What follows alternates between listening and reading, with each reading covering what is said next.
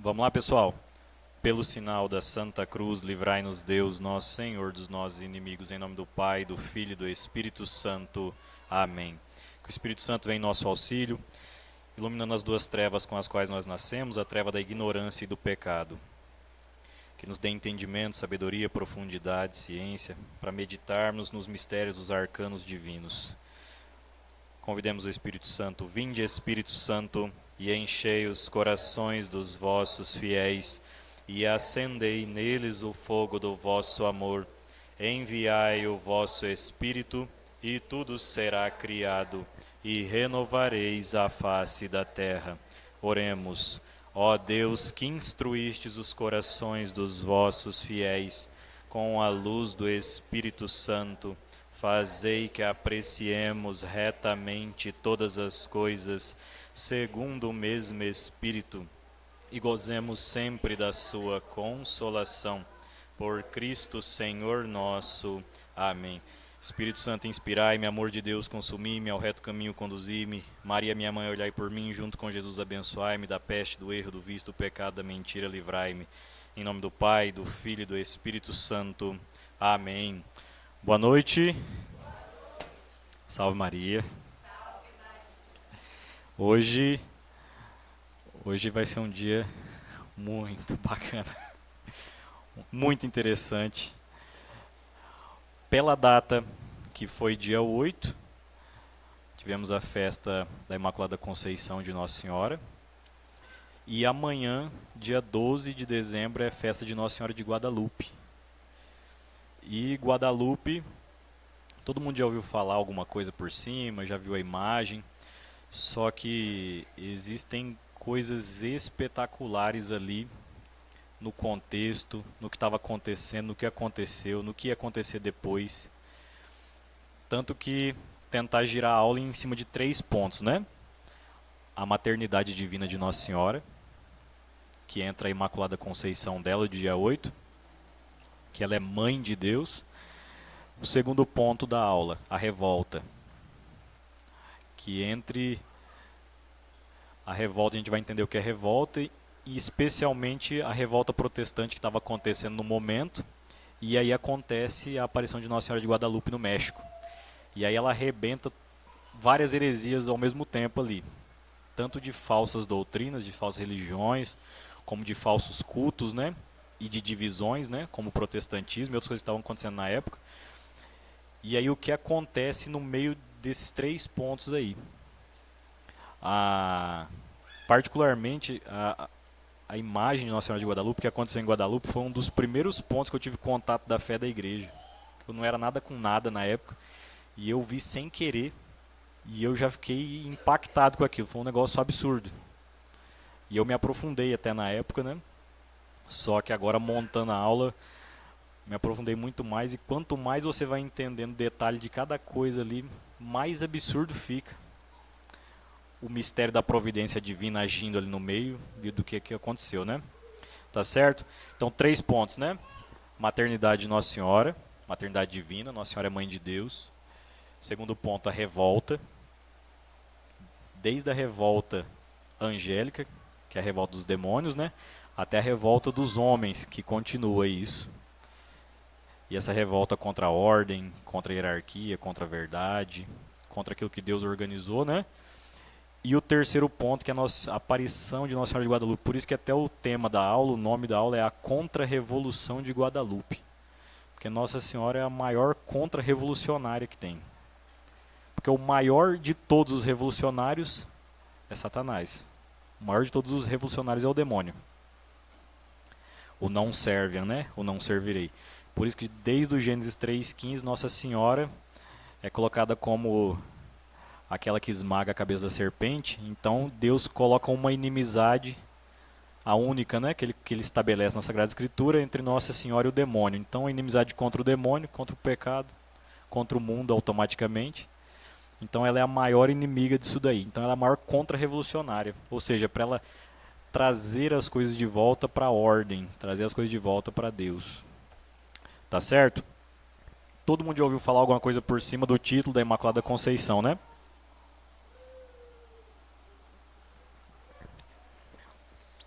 Lá em Daniel capítulo 5, o povo tinha sido tomado pelos babilônios e eles saquearam o templo de Jerusalém. E o templo de Jerusalém, assim como hoje a igreja continua, né, a nova e eterna aliança, ele tinha utensílios que eram usados no sacrifício do templo. E tinham vasos que eram usados, assim como a gente tem o cálice, tem a patena, tem a âmbulo, tem aquilo que vai o corpo de Cristo, o sangue, as alfaias, tudo ali. Tinham os cálices que eram usados nos sacrifícios do templo. E esses cálices são somente de Deus, não pode ser usado para outra coisa. Quando eles saquearam o templo de Jerusalém, eles levaram para a Babilônia e começaram a fazer profanação com os utensílios do templo litúrgicos. Profanar, bebedeira, orgia, festa, aquela coisa toda. E naquele tempo vem a condenação já de Deus sobre eles. Que eles tinham sido pesados e medidos, né? Principalmente o rei. E Nossa Senhora, ela é o vaso místico de Deus. Por isso que aquilo que é dele não pode ser usado para mais nada.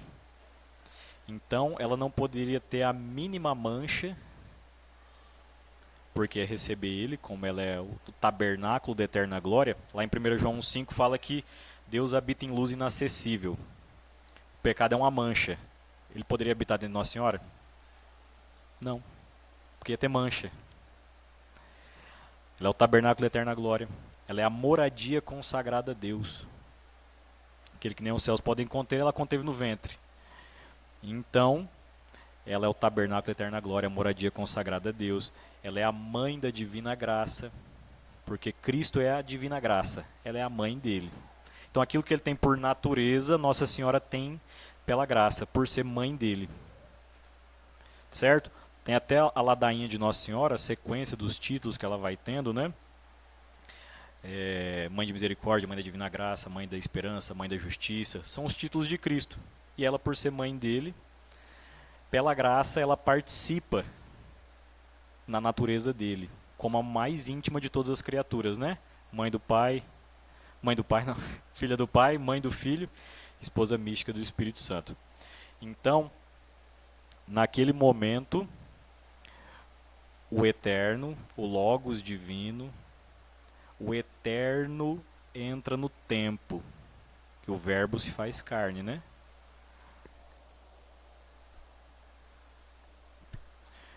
O Verbo se faz carne, no tempo, o Eterno se encontra. Nossa Senhora é a porta do céu. Ela é a porta que faz essa união acontecer. Que é o que a igreja chama de união hipostática. O que quer dizer união hipostática? Jesus tem duas naturezas. Ele é 100% Deus e 100% homem, em uma pessoa divina. Então, Nossa Senhora não é mãe de Deus enquanto essência de Deus. Ela é mãe de Deus enquanto homem. Só que Jesus é Deus enquanto homem. Então, ela dá carne para Deus. Ela veste Deus de carne. E ele reveste ela de glória. Tá certo? Então, ela é a aurora que precede o sol da justiça, porque Cristo é o sol da justiça. Todos esses títulos que vão acontecendo. Lá em Sabedoria 1, fala uma coisa bem interessante. Sabedoria 1, capítulo 4, 1 versículo 4. A sabedoria não entrará na alma perversa, nem habitará no corpo sujeito ao pecado. A sabedoria não habitará no corpo sujeito ao pecado. A sabedoria é o Cristo. Ele podia habitar em Nossa Senhora, receber a carne manchada, né, maculada. Então ela não podia ter a mínima mancha, a mínima impureza, porque todos são salvos por Cristo, inclusive ela. Só que ela foi salva de modo diferente. Ela foi salva como uma vacina. Ela foi prevenida antes, mas pelos méritos que ele tem. Então, Lucas capítulo 1, que é aquela, quem tiver com a Sagrada Escritura aí pode pegar. Evangelho de São Lucas, capítulo 1. Lá do 26 em diante. Esse é famoso, né? No 6º mês, o anjo Gabriel foi enviado por Deus a uma cidade da Galiléia chamada Nazaré, a uma virgem desposada com um homem que se chamava José, da casa de Davi, e o nome da virgem era Maria. Entrando, o anjo disse-lhe: Caire que caritomene. O evangelho, no grego, a saudação do anjo, ele fala kaire ke karitomene, é ave plena de graça, cheia de graça, não tem espaço para outra coisa que não seja a graça de Deus, plenitude da graça. A graça é a vida de Deus em nós, aqui na terra, né? Tiago 4,6 fala que Deus resiste aos soberbos e dá sua graça aos humildes. Então ela era a mais humilde de todas. Por isso que tinha como a graça de Deus plenificar nela, né? E aí, o ave era usado só para o imperador da época, né? Ave César. Ave alegra-te, exulta-te, rejubila-te, magnifica-te. Um anjo vem e saúda uma pessoa, um ser humano, né? Nenhuma vez na Sagrada Escritura isso aí acontece, sempre é o contrário. Dessa vez o anjo é enviado por Deus que saúda ela. E ave é o oposto de Eva. Ave é o oposto de Eva. Então, lá no início, teve uma virgem imaculada que foi visitada por um anjo. E ela levou Adão a desobedecer no madeiro.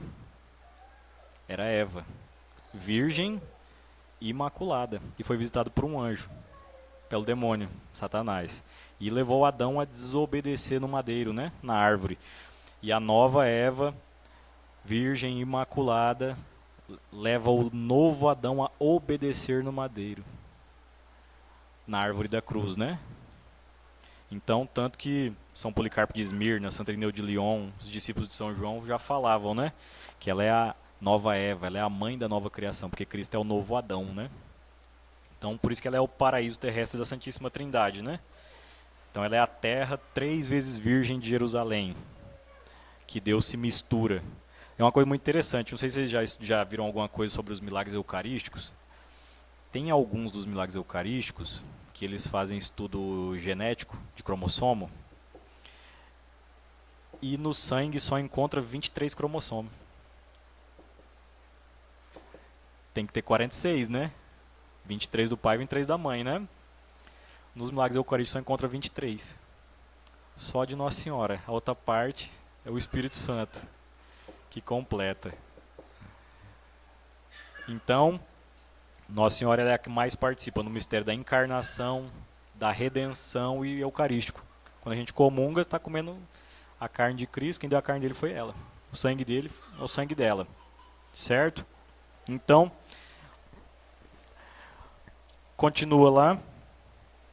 Perturbou-se ela com essas palavras e pôs-se a pensar no que significaria semelhante saudação. O anjo disse-lhe: Não temas, Maria, pois encontraste graça diante de Deus. Os santos padres falam o que aqui? Ela já era cheia de graça. Então ela encontrou graça para quem? Para a humanidade. O anjo já tinha falado que ela era cheia de graça antes. Agora ele fala: encontraste graça diante de Deus. Ela encontrou graça para a humanidade. Tanto que um dos títulos de Nossa Senhora, ela é chamada de Velo de Gedeão. Lá no Antigo Testamento, quando o Gedeão estava combatendo lá, aí ele queria saber se Deus ia combater do lado dele, porque eles tinham só um punhadinho de guerreiro para combater os inimigos. Ele colocou um velo, um pano, né? Tipo um veludo, alguma coisa assim. Lá era muito seco, não chovia, não tinha orvalho, não tinha nada. Deserto. Ele colocou um velo no chão. Ele falou: se esse velo encher do orvalho e eu encher um copo apertando, eu sei que o Senhor está comigo. E vai dormir lá no deserto. No outro dia ele acorda, cata o velo, está encharcado, pingando, ele espreme e enche o copo todinho. Então Nossa Senhora, no meio do mundo, do deserto, do pecado, árido, da morte, ela encontra a graça diante de Deus para trazer para o povo. Então o mistério acontece ali, né? E aí, eis que conceberás e darás um filho e lhe porás o nome de Jesus. E Jesus, Yeshua, quer dizer Deus salva, né? Quer dizer Salvador, lá em hebraico. Ele será grande e será chamado Filho do Altíssimo. O Senhor Deus lhe dará o trono de seu pai Davi e reinará eternamente na casa de Jacó e seu reino não terá fim. Isso aqui para muita gente passa batido, mas quando ele falou isso aqui, Nossa Senhora já entendeu na hora. Se ele vai ser rei eu sou a rainha. Por isso que fala que ela ficou perturbada.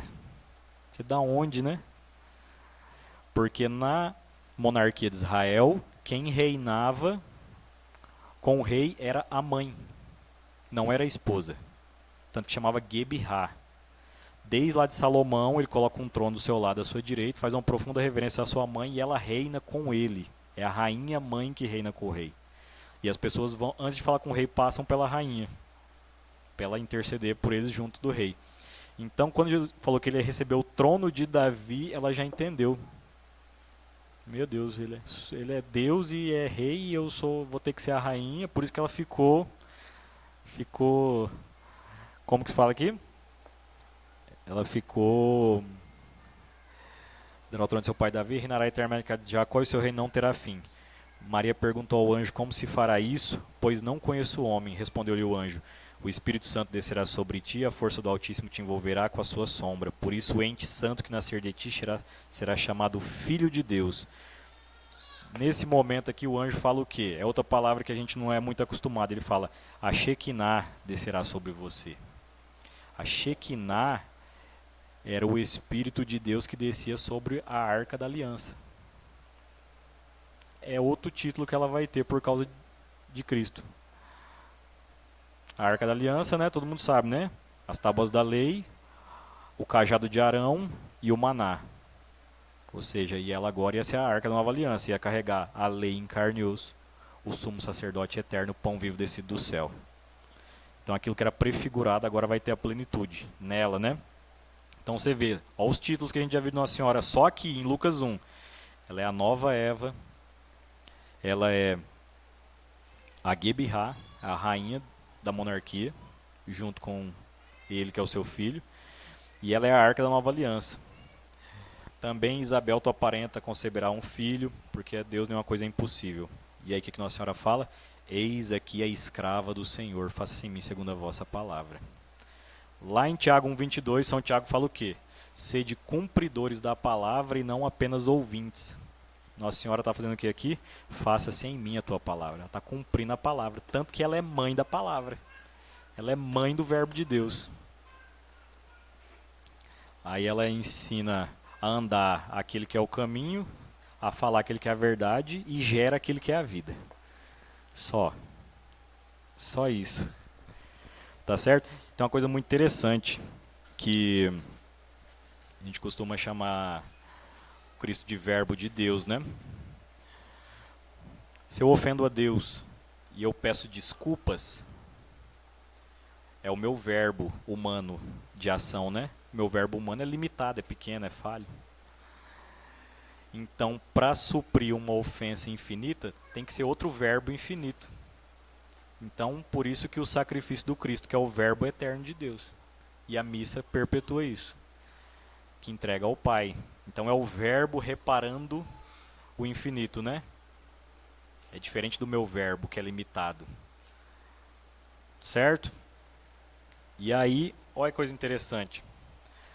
Nossa Senhora visitando Santa Isabel, lá a partir do 39, do 41. Ora, apenas Isabel ouviu a saudação de Maria, a criança estremeceu no seu seio. Pausa aqui. Se estremecer, o original da palavra é como se fosse dançar, exultar. É a mesma coisa que Davi fez diante da Arca da Aliança. A mesma palavra aparece aqui. Aparece lá com Davi na frente da arca e aparece aqui de novo. São João Batista dançou diante da Arca da Nova Aliança. E onde Nossa Senhora chega, ela traz o quê? O Espírito Santo e Jesus.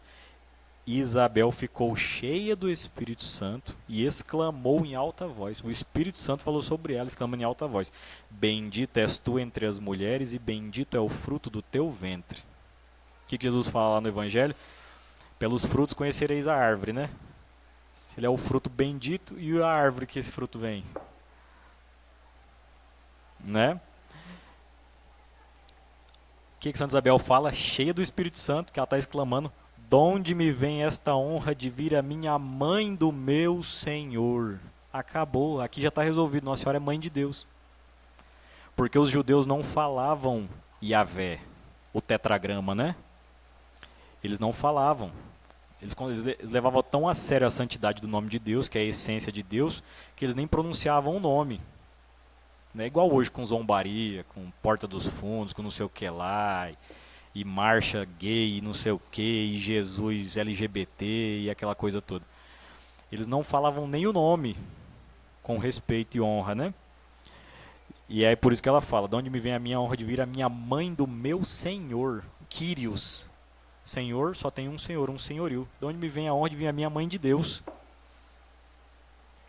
Pois assim que a voz da tua saudação chegou aos meus ouvidos, a criança estremeceu de alegria no meu seio. Bem-aventurado és tu que creste. Aqui esse verbo crer do grego também é aquela que creu, que crê e que sempre vai crer. Pois se onde cumprir as coisas da parte do Senhor te foram ditas. Aí Nossa Senhora canta o Magnífica, né? Certo? Então, vimos aí um pouco da maternidade divina de Nossa Senhora, né? Nossa Senhora Mãe de Deus. Sabedoria 1, Daniel 5, Gênesis 3, Lucas 1, algumas passagens só, algumas, né? Nossa Senhora é Mãe de Deus, porque ela é Mãe de Jesus, Jesus é Deus. 2 mais 2 é 4, né? Tá certo? Então, agora a gente vai pegar um pouco sobre o contexto de revolta. O que a revolta tem a ver aqui?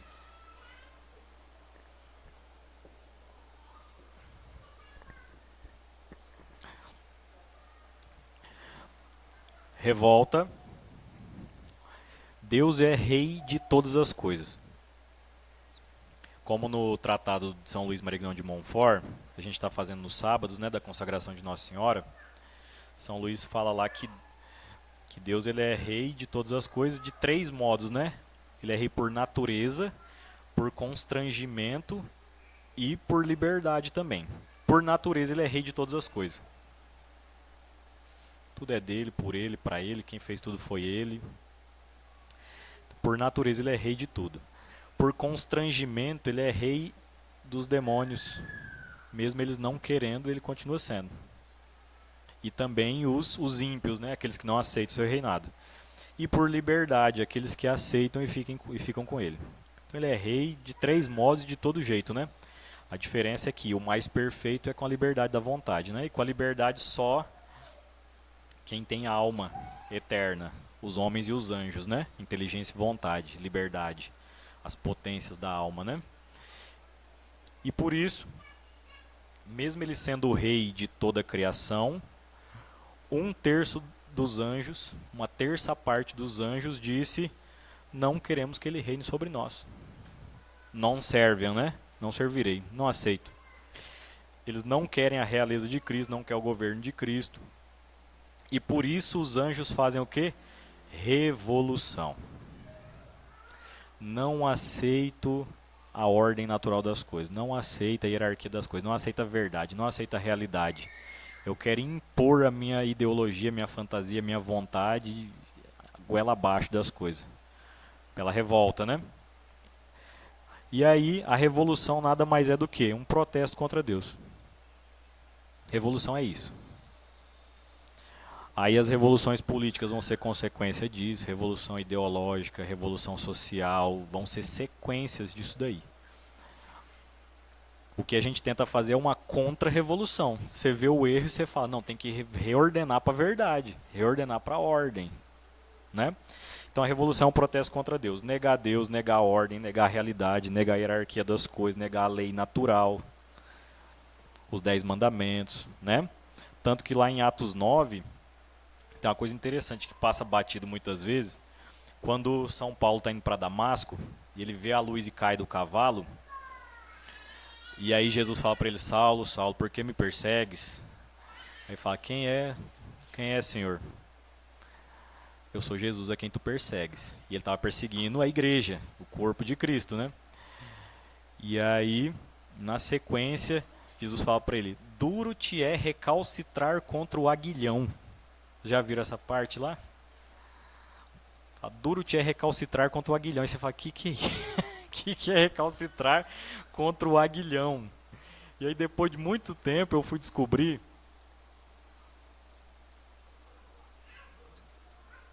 Depois de muito tempo eu fui descobrir que antigamente não existia automóvel. Então você usava tração animal, né? Ou era carro de boi ou era cavalo. E no Oriente tinha um camelo ainda, né? Mas só. E o que que acontecia? O carro de boi, ele era para levar cargas pesadas, né? Longas, mas ele era lento. Só que como o couro do boi era muito duro, muito resistente, então não adiantava eles dar uma chicoteada ali na bunda dele, alguma coisa, que ele continuava do mesmo jeito. Então o que eles usavam? Eles usavam um aguilhão. Era uma vara com espeto na ponta.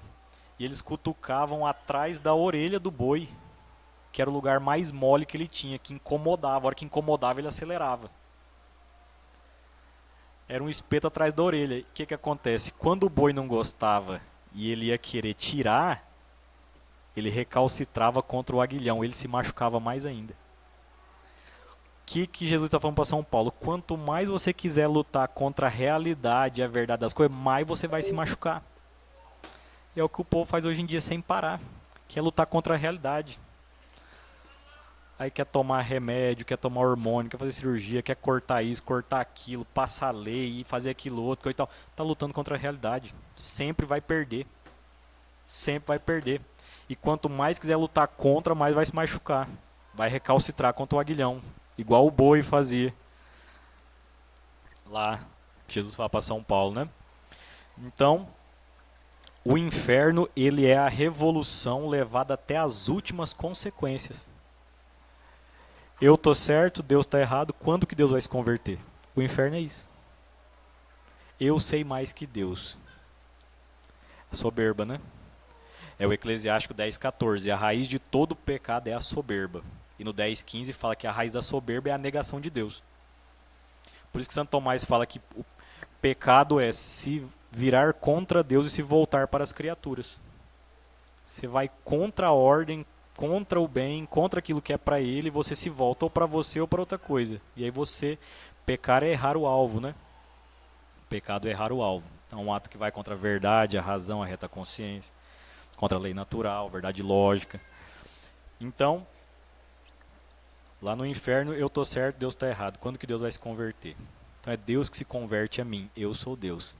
É Isaías 14, quando tem um pequeno relato lá sobre o demônio, né? Sobre a batalha angélica, lá em Isaías 14, o demônio fala o quê? Escalarei o monte de Deus acima das estrelas e serei semelhante ao Altíssimo. As estrelas são os anjos. Ele ia escalar o monte de Deus acima de todos os anjos e ia ser como Deus. E a tentação do Éden, sereis como deuses, conhecedores do bem e do mal. Você está acima da verdade, do céu e da terra, você fala o que você quiser. Querendo ser livre, se torna escravo, porque o pecado escraviza, né? E aí, é a revolução na terra, é a continuação da batalha do céu. Tanto que tinha um beato, o Beato Palau, que era exorcista, carmelita, que ele falava que revolução é o outro nome de Satanás. Revolução é o outro nome de Satanás, é o outro nome do demônio. É a continuação dessa batalha, né? O Beato Palau, ele tem muita coisa, quem quiser dar uma olhada depois. Era místico também, ele é do século XIX, 1800 e alguma coisa. Tinha até um jornalzinho que ele escrevia, o Ermitão, muita coisa. Beato Palau, espanhol. Tem bastante coisa, anticristo, bastante coisa interessante. Então, a revolução, ela é um protesto contra Deus. E protestar contra a igreja se chama protestantismo. Né? Então, eu quero ter a minha igreja do meu jeito a partir de mim. É o protestantismo. Então, a revolta protestante, né? Aí é a raiz do subjetivismo, que é o quê? Eu escolho o que é a verdade. O sujeito que escolhe, que define, não é o objeto, né? Porque a verdade, ela é objetiva. O que isso aí quer dizer? Isso aqui é uma caneca. Eu vejo o objeto, vejo caneca. Não é o que eu penso que vai existir. O único ser que o pensamento precede a existência é Deus. Se eu falo que é o meu pensamento que produz a existência, estou falando, eu sou Deus. É o que o povo faz hoje em dia, começa a gerar um monte de psicose, neurose, loucura. E aí, o relativismo, né? Porque Lutero fala lá do livre exame, então é o que eu quero, o que eu leio, o que eu acho, do jeito que eu quiser. Eu que tenho o Espírito Santo. Então o Espírito Santo é esquizofrênico, né? Porque ele revela uma coisa diferente para cada um que se autoanula. E aí, e o antropocentrismo, né? O que isso quer dizer? Antropos, homem, é o homem no centro. Então o homem é colocado no centro no protestantismo. Cristo sai e eu entro. Então é o que eu leio, o que eu acho, como que eu rezo, o que eu interpreto, como que eu gosto, o que eu faço. É muito fácil ser protestante, é muito difícil ser católico. É muito difícil ser católico. Ser protestante é só... Tanto que heresia, do grego haeresis, quer dizer escolha. Eu escolho o que eu gosto e tiro o que eu não quero. Eu escolho um pedaço, não quero o outro, eu escolho isso daqui... Eu escolho a misericórdia e tiro penitência. Não quero o sacramento, fico isso aqui, aí nego isso, aquilo, outro. Aí Nossa Senhora é mãe de Deus. Não é não. Aí não quero mais, aí não confesso mais, não comungo mais. Vai retirando tudo, aí vai ficando só com a Sagrada Escritura. Só que a Sagrada Escritura depende da autoridade da igreja para lê-la, né? O magistério da igreja, a tradição oral. Senão vai virar o quê? Uma loucura, que é o que a gente vê, né? Tanto que tem 4 mitos ali da revolta. Eu chamo de revolta porque é uma revolta, né? Tem 4 mitos da reforma, que o primeiro é o quê? Não foi uma reforma. É o primeiro mito. A reforma não foi uma reforma. Porque uma reforma é o quê? Essa caneca aqui tá rachada, tá sem tinta. Eu vou, passo uma massinha, pinto ela, arrumo, reformei a caneca. É a mesma caneca. Agora, se eu cato a caneca, taco fora, compro outro, o que é isso? Não é reforma, é outra coisa. Não é a mesma coisa. Jogou fora a igreja, rompeu e foi construir outra coisa, minha. Né? Primeiro mito, não é a reforma. A igreja sempre teve reformas ao longo da sua história, só que essas reformas são feitas pelos santos. É reforma nos costumes, na moral, na santidade de vida, nos valores. São Francisco reformou a igreja com a santidade e com a pobreza. São Domingos de Gusmão junto, com o estudo e com a virtude. Santa Teresa d'Ávila, com os Carmelos. Foi tudo na época da revolta. Santa Teresa d'Ávila, São João da Cruz, Santo Inácio de Loyola, a Ordem dos Jesuítas. E eles fizeram reforma pela santidade, pela reforma dos costumes, da vida, tá certo? Nos valores. Segundo o mito, não existe unidade nenhuma, né, no protestantismo, nem externa, nem interna, nem nas coisas básicas, nem no batismo, nem no sacramento, em nada. Nada, nem fora, nem nas coisas mínimas, nem nas essenciais, né? Terceiro, que as práticas da igreja vieram depois, oração a Nossa Senhora, purgatório, missa. Isso aí é desde antes do fechamento do Novo Testamento, a igreja já fazia isso, né? E as coisas que a igreja fez depois eles aceitam também, que é o Novo Testamento, a igreja define lá já depois de Constantino, 382, eles aceitam. Os dogmas da Trindade, união hipostática de Cristo, Santíssima Trindade, eles aceitam, e é o que a igreja definiu depois. E eles aceitam as coisas que definiu depois e negam as que a igreja já fazia antes, e já você vê que, né? Babilônia. Quarto, que eles não queriam se separar, só queriam voltar para os primórdios, né? Mentira. Lutero chamava o Papa de anticristo, de sapo coaxante, falava que a missa era o sumo da idolatria. Tentaram inúmeras vezes conversar com ele e ele ficou obstinado, né? Tanto que ele se arrepende de muita coisa antes de morrer. E ele viu o que tinha acontecido. Certo? Então, o sola escritura, que eles falam bastante, que é só a Bíblia, ele não é histórico, não é lógico, não é bíblico e nem funciona. Ele não é histórico porque a igreja demorou, pelo menos depois de Cristo, o primeiro evangelho foi demorar 20 anos para sair. Ou seja, durante 20 anos não tinha Bíblia, então todo mundo se perdeu. Porque se é só a escritura. E até 382 a igreja fechar o Novo Testamento. E o povo, a maioria nem sabia ler, era analfabeto. E a Bíblia não tinha imprensa. Era copiada na mão nos mosteiros. Foi sair a imprensa de Gutenberg lá no século XV, que foi imprimiu a primeira Bíblia pela igreja também. Então estava todo mundo lascado. Você vê como que não é histórico o solo escritura. Não é lógico, por quê? Então quando não tinha escritura todo mundo se perdeu? Lógico que não. Você tinha santos, né? E milagres acontecendo, e mártires e tudo mais. Conversão dos bárbaros e todo o resto.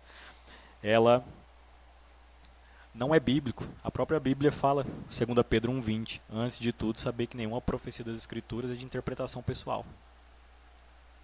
E no 3,16 também.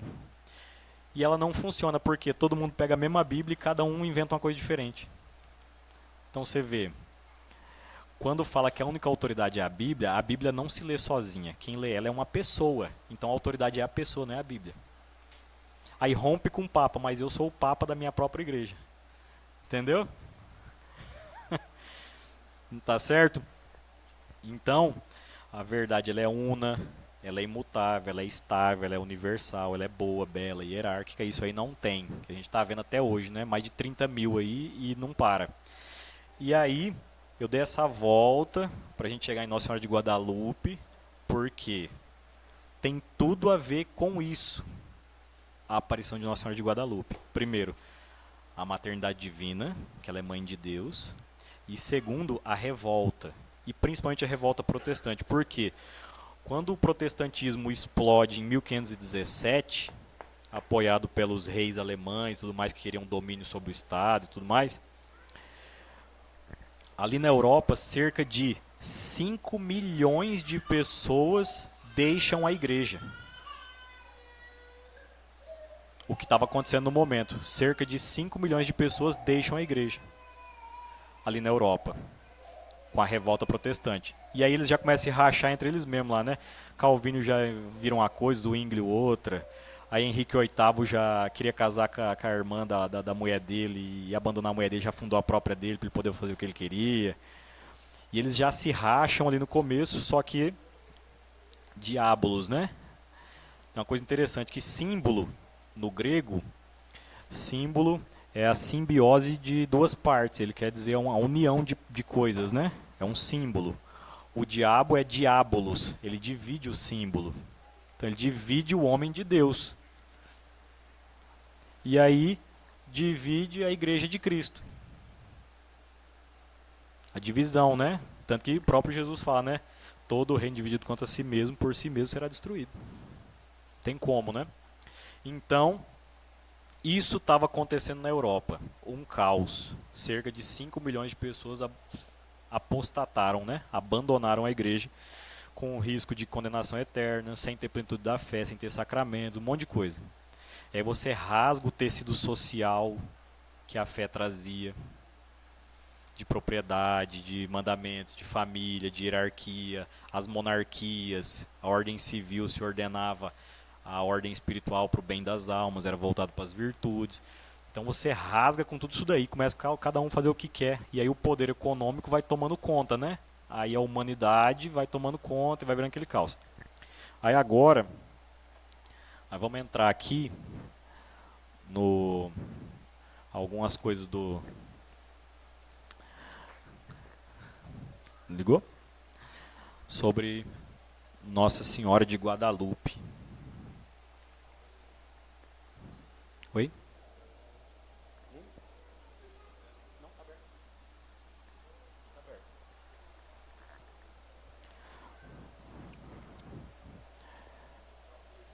Hum?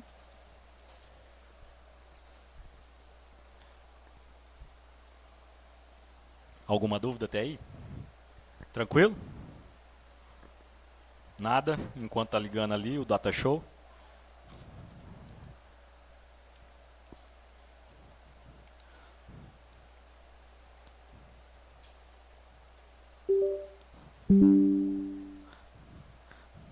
Estamos com um tempo bom até agora. Agora vai começar a coisa pesada.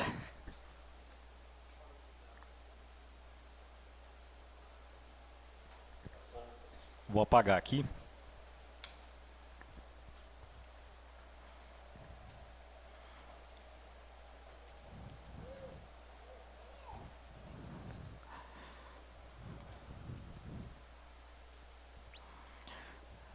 Então a gente viu Sagrada Escritura, Maternidade de Nossa Senhora, Magistério da Igreja, tradição oral, patrística, tudo isso. A gente viu a questão da revolução, que a revolução é contra Deus, e é um protesto contra Deus, contra a hierarquia das coisas, e quando é um protesto contra a igreja, é protestantismo, né? E aí, a gente vai começar a ver agora o que?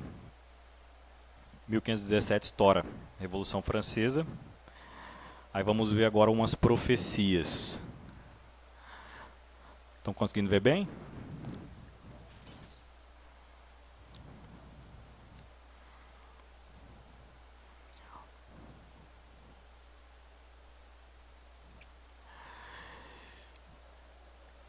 Gênesis 49:10. Não se apartará o cetro de Judá, nem o bastão de comando dentre os seus pés, até que venha aquele a quem pertence por direito, a quem devem obediência os povos. Os povos devem obediência àquele que vai ter o cetro de Judá, né? Isaías 11. Natal agora, está chegando Natal, né? Isaías 11. 10. Naquele tempo, o rebento de Jessé, posto como estandarte para os povos, será procurado pelas nações e gloriosa será a sua morada. Estandarte era igual a estandarte de guerra. Ele ia à frente do povo, tanto que a serpente de bronze que Jesus fala lá no Evangelho, a prefiguração foi com Moisés. Quem olhava para a serpente de bronze na haste ficava curado, né? Então aquilo que levava para a morte virou o canal da vida. A cruz era sinal da morte, virou o canal da vida, né? Do sacrifício do amor. Então, será procurado pelas nações e gloriosa será a sua morada. Levantará o seu estandarte entre as nações, reunirá os exilados de Israel, recolherá os dispersos de Judá aos quatro cantos da terra. Israel quer dizer todo o povo de Deus dos quatro cantos da terra. Ou seja, naquele tempo ali na Europa, eles ainda não sabiam, né? Ou sabiam muito pouco sobre as Américas. América do Sul, América Latina, América do Norte, né? Ezequiel 3. 5. Quando os sacerdotes do povo judeu estavam avacalhando, o Senhor chama lá Ezequiel para dar uma puxada de orelha nos sacerdotes. E aí ele fala uma coisa interessante, né? Que era para Ezequiel ir falar para os sacerdotes e para o povo, para puxar a orelha deles. E ele fala uma coisa: não é um povo de linguagem incompreensível, de linguagem bárbara que te envio, e sim aos israelitas. Não é a populações inumeráveis de idioma incompreensível, de linguajar selvagem, cuja língua não compreenderias. Eles te ouviriam se eu te enviasse a eles. Deus falando para Ezequiel: se eu te mandasse para os bárbaros, para os selvagens, eles iam ouvir você, mas os sacerdotes não vão. Isaías 42. Eis meu servo a quem eu amparo, meu eleito ao qual dou toda a minha afeição. Faço repousar sobre ele o meu espírito, para que leve às nações a verdadeira religião.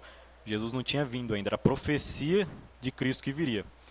Ele levaria as nações a verdadeira religião. Ou seja, eles já estavam no judaísmo.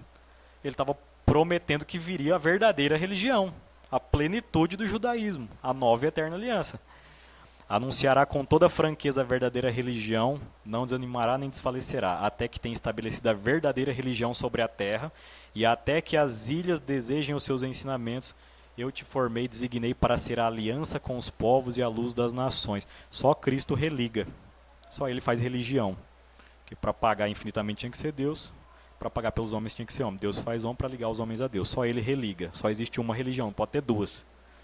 Deus nem podia ter revelado duas, que se autoanulam. Uma nega a outra, se contradiz, Deus ia ser contraditório, né? Isaías 51. Povos, escutai bem, em exclamação. Nações, prestai-me atenção, pois é de mim que emanará a doutrina e a verdadeira religião, que será a luz dos povos. Isso aqui Isaías está escrevendo 800 anos antes de Cristo vir. Mais ou menos, né? Então, ali, Antigo Testamento. Agora, Novo Testamento. Mateus 22, Jesus falando. Disse depois aos seus servos: o festim está pronto, mas os convidados não foram dignos. Isso aqui ele está falando para os judeus. chamava, até aquela parábola. Essa parábola é aquela que Jesus fala, que um falou, ah não, vou pro meu campo, eu tenho que cuidar das minhas coisas, não, minha mulher. Então cada um tinha uma desculpa, né? Ou era coisas temporais, ou era da família, ou era de não sei o quê. Os convidados não foram dignos. Ide às encruzilhadas, cruzilhada, cruz. 4 pontos cardeais. Tanto que macumba, eles vão fazer na onde? Encruzilhada, uma zombaria da cruz. Eles vão para o cemitério fazer na frente do cruzeiro. É sempre uma zombaria à cruz, né? Encruzilhada, Jesus está falando que tem nos 4 pontos, convidar para as bodas todos quantos achardes. Espalharam-se eles pelos caminhos e reuniram todos quantos acharam, maus e bons, de modo que a sala do banquete ficou repleta de convidados. Aí ele entra em juízo, né? Mateus 28, mandado de Jesus para os apóstolos. Jesus aproximando lhes disse, toda a autoridade me foi dada no céu e na terra. E depois, e ensinai todas as nações, batizai-as em nome do Pai, do Filho e do Espírito Santo, e ensinai-as a observar tudo o que vos prescrevi. Eis que estou convosco todos os dias até o fim do mundo. Então, falando para pregar o evangelho, para celebrar os sacramentos e obedecer os mandamentos. Em todas as nações. Jeremias 31, a promessa da nova e eterna aliança. Tanto que Jesus só usa uma vez a palavra aliança no Novo Testamento. É na última ceia. Hora que ele consagra o cálice. Dias virão, oráculo do Senhor, em que firmarei nova aliança com as casas de Israel e de Judá. Eis que a aliança que então farei com a casa de Israel, oráculo do Senhor, lhe incutirei a minha lei e a gravarei em seu coração. Serei o seu Deus e ele será o meu povo. Então ninguém terá o encargo de instruir o seu próximo irmão, dizendo, aprende a conhecer o Senhor, porque todos me conhecerão. Todos conhecerão Cristo. Grandes e pequenos, pois a todos perdoarei as faltas, sem guardar nenhuma lembrança de seus pecados. A misericórdia de Deus que viria em Cristo para todas as nações. Aí,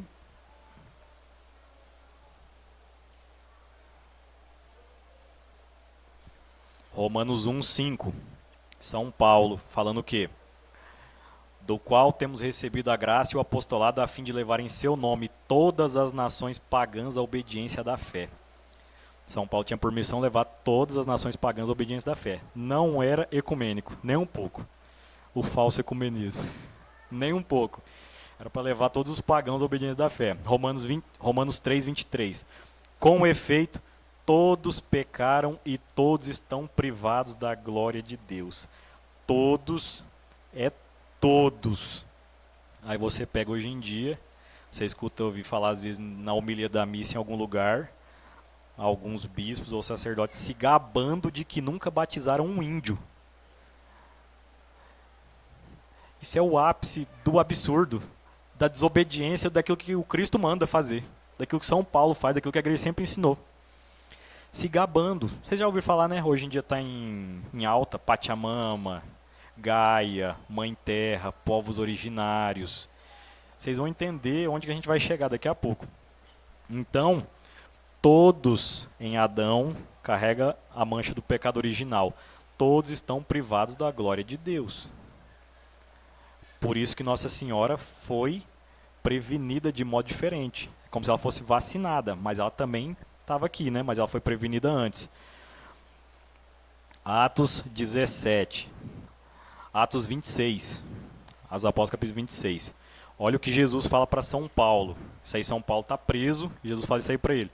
Escolhi-te do meio do povo e dos pagãos, aos quais agora te envio, para abrir-lhes os olhos, a fim de que se convertam das trevas à luz e do poder de Satanás a Deus. Porque lá em João, 1 João 3,8, fala o quê? Por isso, Cristo se manifestou, para destruir as obras do demônio, porque todo aquele que peca é do demônio. Então a salvação da alma, salvação eterna, né? Salmo 95:5 fala o quê? Todos os deuses dos pagãos são demônios. Salmo 95 fala isso. Todos os deuses pagãos são demônios. E 1 Coríntios 10 fala que as coisas que os pagãos sacrificam aos demônios, não para Deus. Automaticamente. Fez um sacrifício que não é para Deus, quem vai me dar é outra divindade, entidade, luminosidade, energia, coisa e tal, quem recebe é algum ente que vai te conceder isso daí. É magia. Aí alguns satanismo, né, e outras coisas.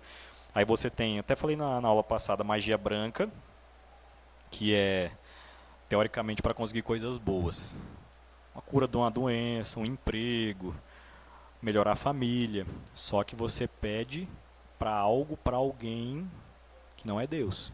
Você sacrifica algo para ele porque é ele que vai te dar. Então isso aí no Antigo Testamento os profetas chamavam de adultério. Eu tenho minha esposa, mas eu vou passear lá com a outra. Deus, eu te amo, mas você não me dá o que eu quero, então eu faço aqui um sacrifício, um negócio, quem me dá ele aqui? Isso é magia branca. Magia negra é para fazer malefícios mesmo. É para obter fins ilícitos, malignos, pedir morte, pedir isso, aquilo, outro, com a ajuda dos demônios. Ixi, missa negra. Não existe culto negro, já falei isso, não existe missa negra. Até o satanista sabe que para ter uma missa negra tem que ter hóstia consagrada.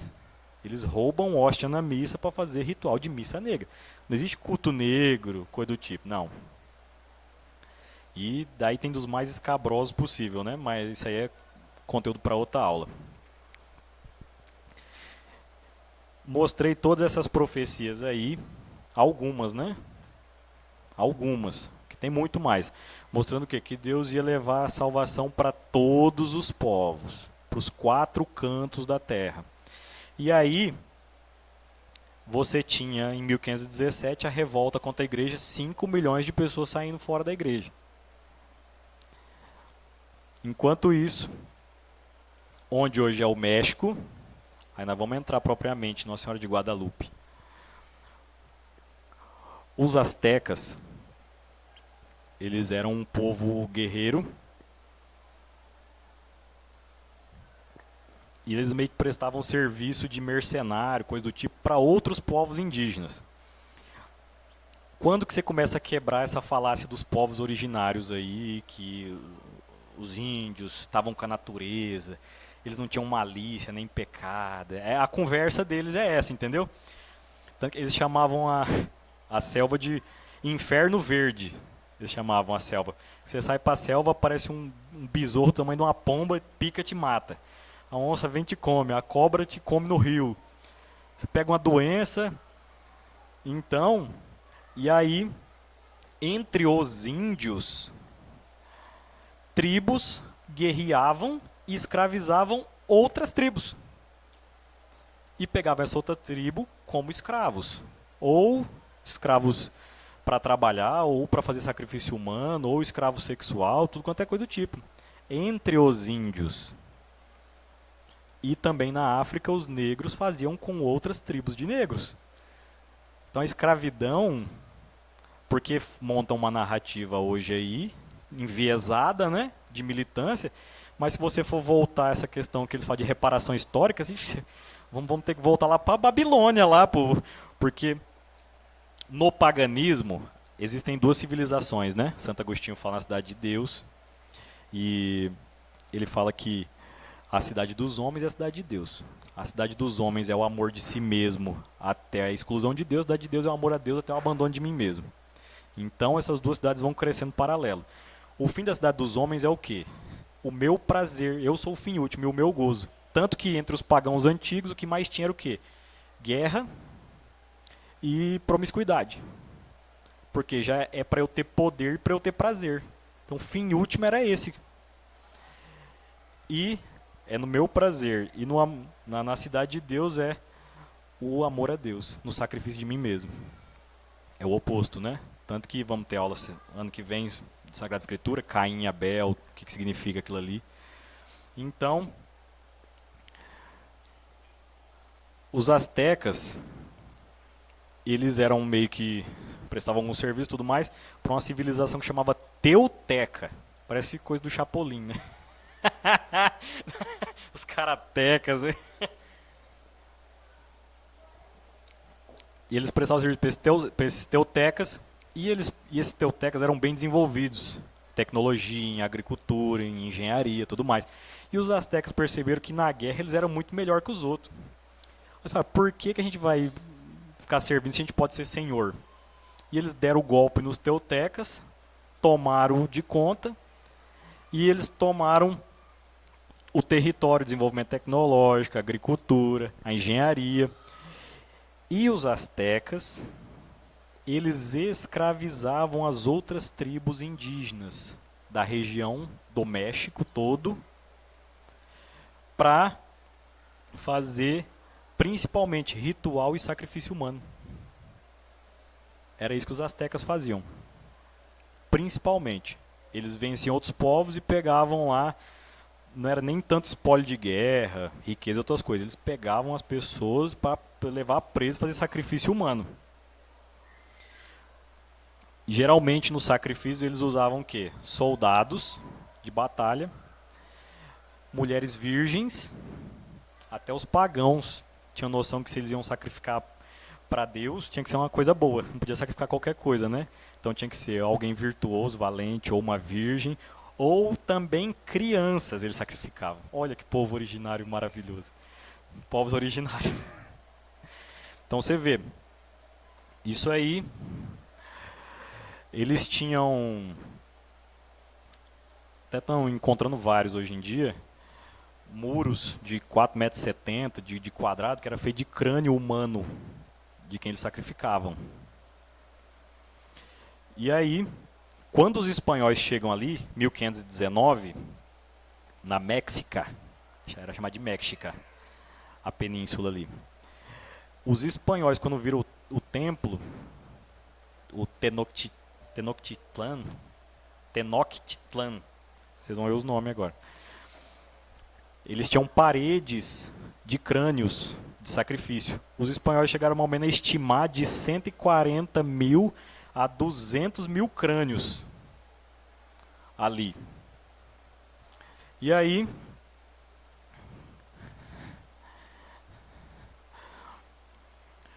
isso é muito interessante. Eles, umas coisas que você vai encontrando, né? Eles acreditavam na questão de que o mundo tinha alguns ciclos, inclusive o primeiro ciclo o mundo tinha sido destruído por um dilúvio. Os astecas, no México, a distância, né? E quanto tempo? Mas eles tinham isso na cultura deles, de que o primeiro ciclo tinha sido destruído por um dilúvio e um casal tinha se salvado. Os astecas. Ai, que coisa espetacular. E eles acreditavam o quê? Que o deus Sol, que é esse Huitzilopochtli, o deus Sol, ele era o deus da guerra, deus sanguinário, deus canibal, tudo mais. Se eles não sacrificassem gente, o Sol ia perder para as trevas, o mundo ia ser destruído e ia acabar com tudo. Então eles tinham que fazer sacrifício. Eles faziam um sacrifício humano diário. Diário. Aí daqui a pouco a gente vai ver ali. Tirem as crianças da sala. E aí, o principal era esse Huitzilopochtli, que era o deus Sol, e eles tinham um calendário litúrgico que em algumas épocas do ano eles também sacrificavam para Coatlicue. Isso aí é muito interessante, vocês vão ver depois o nome. Coatlicue era uma cobra de pedra, que era a mãe do Sol. Serpente, sacrifício para serpente. Vocês vão ver daqui a pouco. E geralmente para a mãe do Sol, Coatlicue, que era essa cobra de pedra, sacrificavam grávidas. Mulheres, principalmente grávidas. Vocês vão começar a entender.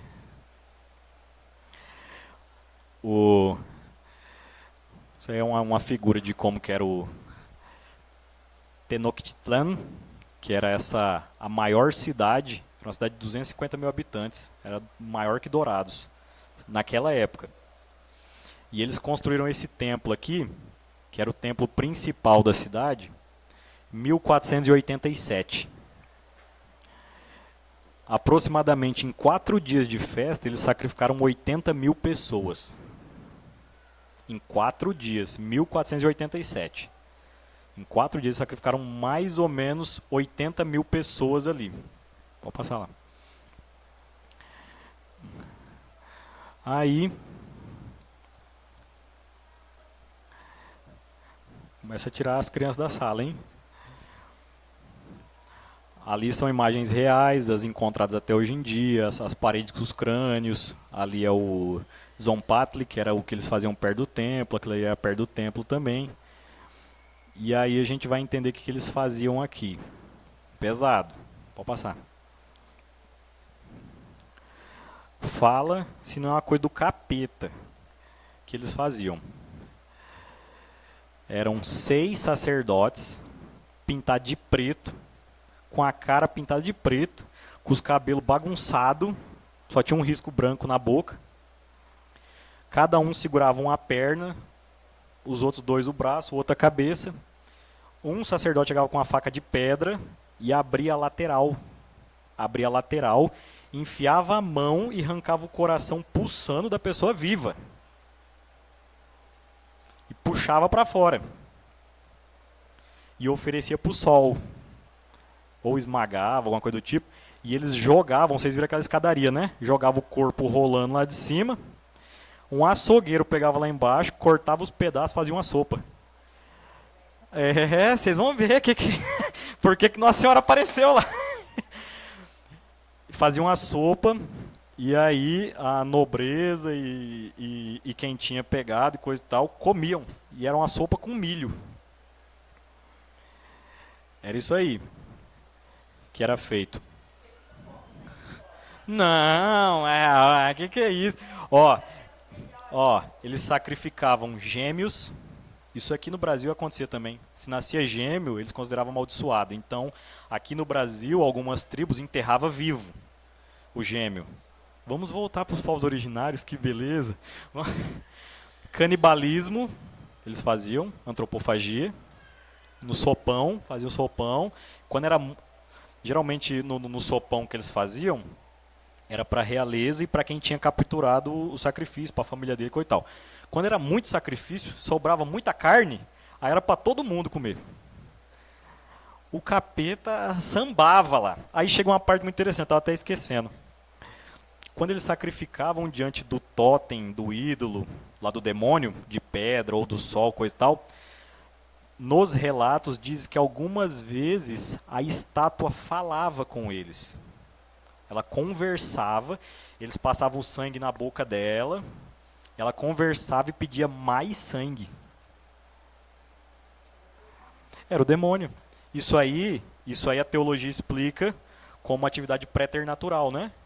Os demônios, assim como os anjos, eles podem manipular a matéria, cancelar algumas leis da natureza por algum tempo. Por isso que às vezes um demônio no exorcismo levita. Ele não tem como transcender a natureza, porque isso é sobrenatural, só Deus. Mas ele consegue mover uma coisa com muito mais força, ficar um pouco contra a gravidade, fazer sumir uma doença por um tempo, mas depois ela volta, porque não tem como fazer milagre. Então, muito bem, ele podia falar ali por uma cobra de pedra, por alguém, coisa e tal. E ele pedia mais sangue. Oi, que coisa. Povos originários. Eles tinham... Isso aqui eu peguei algumas coisinhas só. Isso aqui é história. Se vocês quiserem puxar mais depois, eles tinham o Festival do Esfolamento. Parece brincadeira. Festival do Esfolamento. Festival do Esfolamento. Pintava o cara, deixava o cara por um ano vestido como se fosse um deus pagão lá, tendo a vida boa, comendo, quantas mulheres quiser, sendo feliz. Depois, quando completava um ano e chegava essa época, eles esfolavam a pele dele vivo, pintava de dourado e dançava de tapete em cima. Que maravilha. Povos originários. Eles faziam isso. Mas tem vários, eu peguei só alguns. Infanticídio, faziam com as crianças também, até para ter chuva, se eles fossem sacrificar a criança e ela não chorasse, eles batiam nela até ela chorar. Porque a lágrima dela é como se fosse a chuva que ia cair, entendeu? Deficiente, também sacrificavam. Esse era o contexto da Europa, 5 milhões tinham saído da igreja. Na América, isso aqui acontecia com os povos indígenas. E aqui em específico os astecas, né? Eles faziam. Isso é espetacular. Tem um café lá? Olha os caminhos da divina providência. Quando você vê a coisa depois que acontecer, é absurdo. Eles tinham uma lenda entre os astecas. Eu dou um café para quem lê aquele nome ali. A lenda de Quetzalcoatl. Quetzalcoatl. Eles tinham a lenda de Quetzalcoatl. Um tigre, dois tigres. A lenda do Quetzalcoatl teria sido um deus que viveu com os homens ali e ele foi embora pelo mar. Ele foi embora para o mar, lá nos primórdios. E quando ele voltasse, um dia ele ia voltar e ele ia voltar com a pele branca. Eles eram índios, não tinha ninguém com a pele branca. Eles nunca tinham visto ninguém com a pele branca. Ele voltaria com a pele branca, com pelo no rosto. Eles não tinham barba. E vestido de preto, com roupa preta e brilhante. Coisa bem específica, né? Porque é uma coisa bem estranha para eles, né? Ele vai voltar um dia, e quando ele voltar vai ser o fim do Império Azteca. Na profecia deles. O Quetzalcoatl ia voltar, quando ele voltasse ia ser o fim dos astecas. Ele ia voltar com a pele branca, barba na cara, com roupa preta, brilhante, e ele não ia comer carne humana. Olha que coisa absurda. O Hernán Cortés, espanhol, velejador, chegou com seus mais de 500 homens, mais ou menos, no México, em 8 de novembro de 1519. É, a lenda do Quetzalcoatl. O Hernán Cortés era um espanhol que estava descobrindo novas terras, porque Colombo já tinha ido na América do Norte. Não, era uma lenda dos astecas, entre eles mesmo, tinha uma profecia entre eles que esse Quetzalcoatl ia voltar um dia e ia ser o fim deles. É como se fosse o apocalipse deles, entendeu? E ele vai voltar desse jeito, com a pele branca, pelo na cara, vestido de preto, brilhante, e ele não vai comer carne. Que coisa espetacular. Eles chegam lá numa sexta-feira. Os espanhóis não comiam carne na sexta, que é o que a igreja mantém até hoje. Não, mas nem carne. E eles não queriam nem carne de bicho, não queriam carne de nada. E aí os caras falaram, lascou agora. Agora lascou. Chegou o Quetzalcoatl com branco, com barba, vestido de preto, e eles chegaram com os jesuítas juntos. Os homens vestidos de preto. E aí o imperador azteca lá começou a se arriar nas calças. E tratou muito bem o Cortés e eles, para eles não acabar com o império. Aí Cortés entra, ganha intimidade com eles, tudo mais. E aí o que acontece? O povo só fala, os conquistadores acabaram com a cultura, imporam as coisas, não sei o quê. É igual aqui no Brasil. Ensinaram para os índios que era errado comer carne humana, ensinaram eles a cantar canto gregoriano e ter uma esposa só. Olha que coisa abominável que foi feita. E aí o que aconteceu? O Cortés, ele não tinha nem 1000 homens direito. E ele a cidade do México lá, onde é a cidade do México hoje, a Tenochtitlan, tinha 250 mil habitantes. Era maior do que Dourados.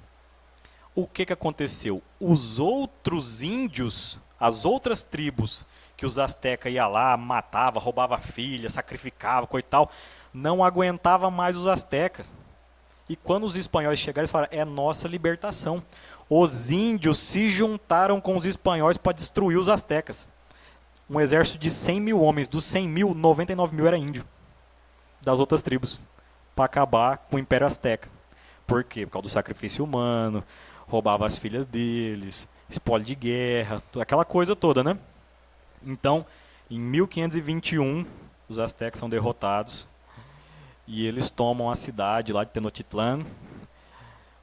1521, tomaram a cidade do México, os astecas, tudo mais, e eles começam a tentar evangelizar os índios. Só que a evangelização não vai para frente, porque os índios não se interessavam, a catequese não ia para frente, aí os nobres só fingiam que se convertiam só para encher linguiça, e continuava o sincretismo e aquela coisa toda, e a evangelização não ia para frente.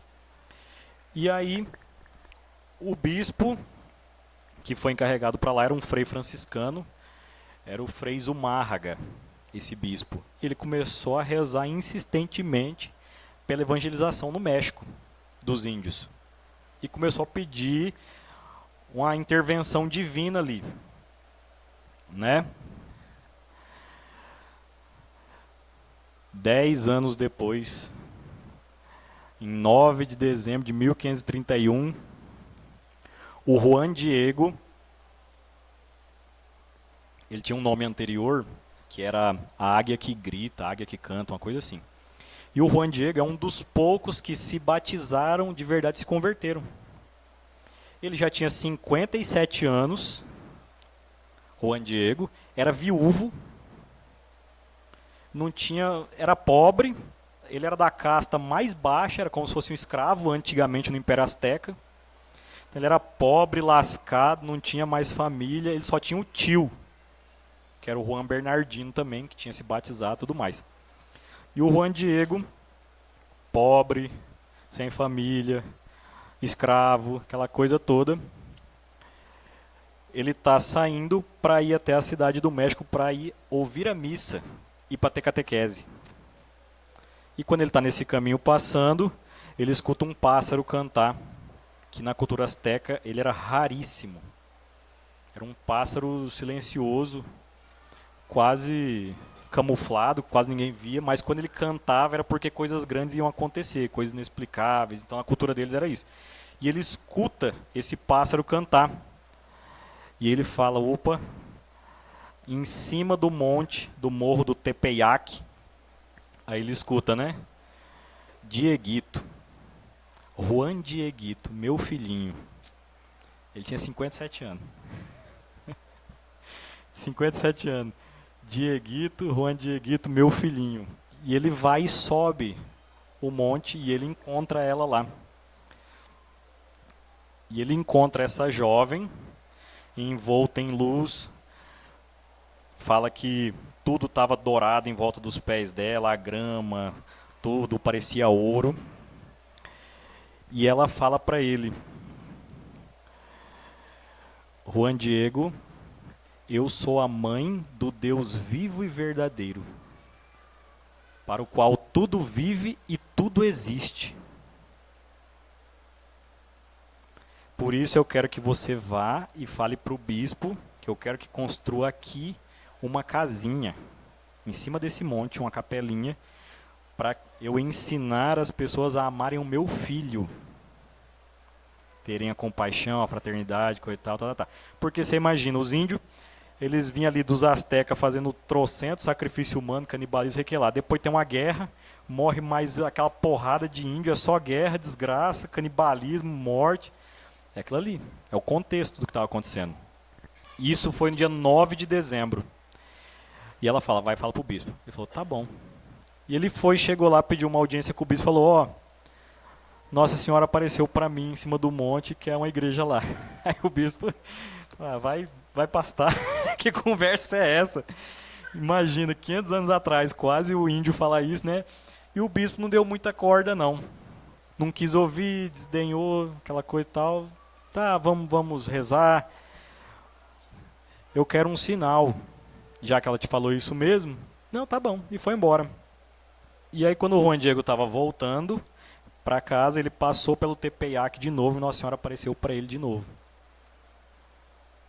E falou, vai e fala pro bispo. Daí ele fala, tem uns diálogos dele com ela que é a coisa mais linda do mundo. Aí ele fala para ela, minha menina, minha pequenina, minha senhora, manda outro no meu lugar. Eu sou o último degrau da escada. Eu sou a folhinha seca. Eu sou o fio puxado. Aí ela fala, eu sei, é por isso que eu te escolhi. Porque você é o menor dos meus filhos. E eu te escolhi para essa missão. Aí ele falou, manda um nobre, manda alguém de relevância. Ela falou, não, é você mesmo. Isso aí já é uma pedagogia divina, de que por menor que seja, Deus te vê. Inclusive tem um livro que eu estou lendo lá agora, que é A Virtude da Ordem, que fala uma coisa interessante. Diz que Deus só sabe contar até um. Ele só sabe contar até um. Só até você. e via ele, o Juan Diego, no meio de todos aqueles índios, aquela coisa toda, e falou para ele e pro bispo falar de novo. Ele falou, tá bom. No outro dia ele foi e falou pro bispo de novo, ó, ela apareceu para mim, pediu uma capela lá em cima, a igreja, então. Aí o bispo já achou estranho, né? Ele estava dando muito detalhe, muita coisa específica, né? Falou, como que esse índio sabe dessas coisas? Não tem como saber disso, né? Falou, tá bom, então eu quero um sinal. Quero um sinal. Ele, tá bom. E aí, o Juan Diego voltando para casa, Nossa Senhora aparece para ele de novo. Aí falou, o bispo quer um sinal. Ele falou, tá bom, amanhã você vai vir aqui de manhã, em cima desse monte, que eu vou estar te esperando e vou te dar um sinal que você vai levar pro bispo. Ele falou, tá bom. Só que ele chega em casa e o tio dele, o Juan Bernardino, tá quase morrendo. Já era idoso, tinha 80 e poucos anos. Ele tinha 57, o tio já tinha 80 e pouco. E o tio era a última pessoa que ele tinha na família, ele só tinha um tio. Aí o que ele pensou? O índio mais catequizado 500 anos atrás do que nós hoje, pagãos, né? Vou chamar o padre para o meu tio confessar, comungar e receber a extrema-unção. Olha ele, né? Aí ele falou, mas Nossa Senhora vai aparecer lá. O que eu vou fazer? Aí ele teve a brilhante ideia, inocente, de no outro dia de manhã, deu a volta no monte para fugir de Nossa Senhora. Para fugir de Nossa Senhora e conseguir o padre pro tio dele. E aí Nossa Senhora aparece para ele no meio do caminho, lá embaixo. Ela, Juan Diego, ele, bom dia, senhora, como que a senhora tá? Tá bem de saúde? Ele fala mesmo. Ele fala, tem nos relatos, a senhora tá boa, tá bem de saúde, como que a senhora tá hoje? Aí ela fala, por que você tá vindo para aqui? Ele fala, meu tio, vou buscar um sacerdote pro meu tio e tudo mais. Aí ela falou, por que te preocupas? Isso aqui eu quero fazer questão de ler o que Nossa Senhora falou para ele. Ouve, meu filho, que eu vou te dizer. Não te aflija com coisa alguma, nem temas enfermidade, nem outro acidente penoso. Não estou eu aqui que sou a tua mãe? Não está debaixo da minha proteção e amparo? Não sou eu sua vida e saúde? Não estás no meu regaço? Não andas por minha conta? Tens necessidade de outra coisa? Ela fala para ele, não estás no brocado do meu vestido? Como se ele se escondesse debaixo do vestido dela.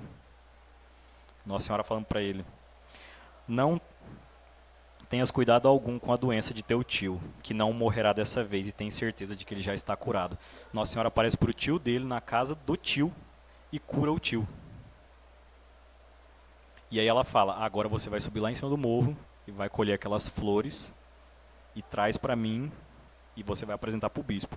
E aí o Juan Diego sobe em cima do monte, do Tepeyac. Detalhe, no hemisfério norte em dezembro é inverno. Solstício de inverno, a inclinação da Terra. Então lá faz muito frio. Em cima do monte ainda até neva. E o Juan Diego chega em cima do... O Juan Diego... Ei. E o Juan Diego chega em cima do monte e tem milhares de rosas orvalhadas de tudo quanto é cor. Diferentes, né? E ele pega a tilma dele. O que é a tilma? Isso aqui é muito interessante. Os índios, principalmente os pobres, eles tinham essa tilma, que era tipo um manto de fibra de cacto. E essa tilma eles usavam para trabalhar, eles usavam de coberta para dormir. Quando eles iam casar, o marido e a esposa costuravam a tilma de um no outro, porque era a união deles.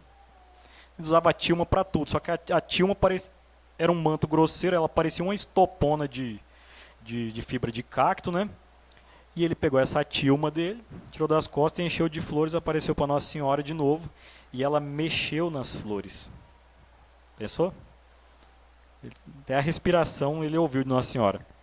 E ela falou, agora você vai apresentar para o bispo, somente para ele. E o Juan Diego vai com essas flores para lá.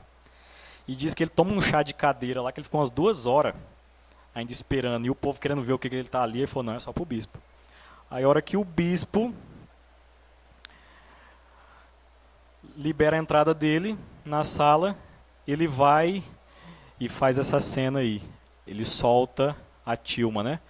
E a hora que ele solta a tilma, disse que a imagem foi aparecendo como que impressa no manto na hora que caiu. Só que a hora que caiu as flores, o bispo já caiu de joelho, porque as flores eram da Espanha. As flores eram de Castela, da Espanha. E eles estavam no México e no inverno, em cima do morro. Foi como que era o sinal que ele estava pedindo para o céu. As flores. A hora que caiu as flores, ele já caiu de joelho. Só que daí apareceu a imagem do manto de Nossa Senhora de Guadalupe. Pode passar lá, Tiago.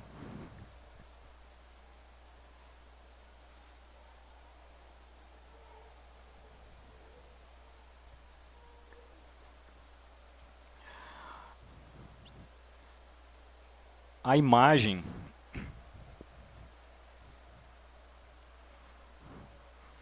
pode passar. Esse aqui vem do México. Uma amiga da minha esposa trouxe para nós. Ele é uma réplica da verdadeira, lá da cidade do México que veio. E aí começam os absurdos. Os astecas, eles não tinham alfabeto, né? Eles não tinham letras. Então, eles tinham pictogramas. O que é pictograma? É igual os egípcios, tinham os hieróglifos. Cada imagem significa uma coisa. Então, cada imagem, aí os protestantes já se rebelam. Deus usando de imagem, né? Os pictogramas são sinais que na hora que aconteceu, na hora que eles viram, já entenderam tudo. Os indígenas, né? Os astecas ali. Na hora que eles viram a imagem de Nossa Senhora, eles já entenderam tudo. O manto de Nossa Senhora de Guadalupe, vamos começar aqui algumas coisas. O azul, na cultura asteca, só quem usava era o imperador. Só quem usava era o imperador, o manto azul. E ela aparece com o manto azul, quer dizer que ela era da realeza. Nossa Senhora está com os cabelos soltos e dividido no meio. Só quem usava os cabelos soltos e dividido no meio eram as virgens. E Nossa Senhora está com um laço preto no ventre. Só quem usavam eram as grávidas. Ou seja, ela era rainha, virgem e estava grávida. E aí, lá no final, vai dar para ver melhor alguns detalhes. Mas tem uma flor no meio do ventre de Nossa Senhora, que é uma flor de 4 pétalas. Que para eles, acho que só lá no final vai dar para ver. Para eles, era um símbolo de Deus. Os 4 pontos cardeais, as 4 estações do ano. Então, ela era rainha, virgem e estava grávida de Deus, que era a flor que eles usavam de pictograma para representar o Criador.